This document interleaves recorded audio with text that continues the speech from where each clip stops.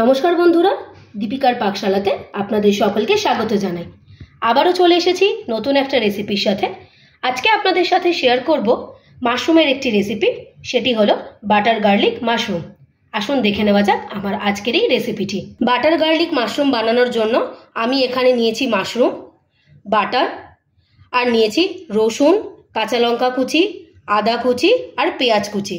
প্রথমেই আগে ভালো করে মাশরুমগুলোকে ছাড়িয়ে নেব। এইরকমভাবে খোসা ছাড়িয়ে মাশরুমগুলোকে ছাড়িয়ে নেব। আপনারা কিন্তু এইভাবে খোসা না ছাড়িয়ে এর উপরে একটু আটা বা ময়দা দিয়ে মাশরুমগুলোকে ঘষে মাশরুমটাকে পরিষ্কার করতে পারেন, তবে আমার কাছে এটা বেশি ইজি প্রসেস মনে হয়। এই যে দেখুন, একদম পরিষ্কার হয়ে গেল।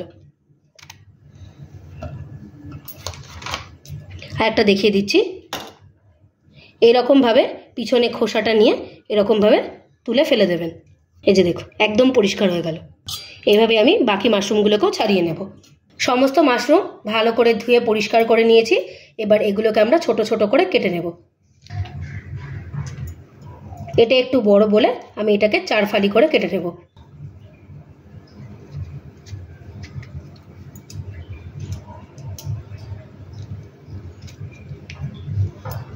সমস্ত মাশরুম আমরা খুব ভালো করে ছাড়িয়ে নিয়েছি। বাটার গার্লিক মাশরুম বানানোর জন্য প্রথমেই আমরা ভালো করে কড়াই গরম করে নিয়েছি। এবার এর মধ্যে দেব বাটার। আপনারা চাইলে এখানে সামান্য একটু অয়েলও ব্যবহার করতে পারেন।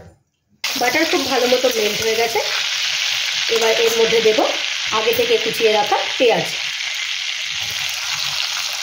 পেঁয়াজটাকে ভালো করে বাটারের সাথে মিশিয়ে নেব। আর এতে দেব কাঁচা লঙ্কা কুচি, আদা কুচি।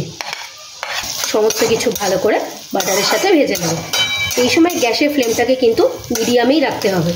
এবার এর মধ্যে সামান্য একটু রসুন আগে দিয়ে দেব। সমস্ত কিছু আবারও ভালো করে বাটারের সাথে মিশিয়ে নেব। সমস্ত কিছু হালকা ভাজা হয়ে গেছে। এবার এর মধ্যে দেব সামান্য একটু rock salt, 1 table spoon black pepper, সামান্য একটু পিৎজা সিজনিং, আর দেব অরিগ্যানো, আর দেব চিলি ফ্লেক্স। সমস্ত কিছু ভালো করে বাটারের সাথে মিশিয়ে নেব। এর মধ্যে মাশরুমগুলোকে দিয়ে দেব।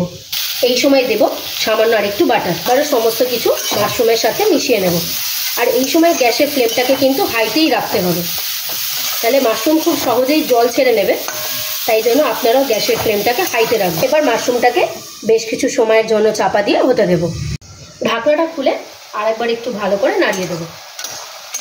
দেখুন, মাশরুম থেকে কিন্তু জল ছাড়তে শুরু করে দিয়েছে। এই জলেই কিন্তু মাশরুম সেদ্ধ হয়ে যাবে। এখানে কিন্তু এক্সট্রা জল ব্যবহার করার দরকার নেই। আবারও খানিকক্ষণ চাপা দিয়ে হতে দেব।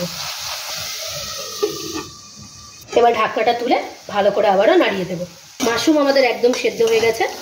এবার উপর থেকে দেব আগে থেকে বাছিয়ে রাখা রসুনটা।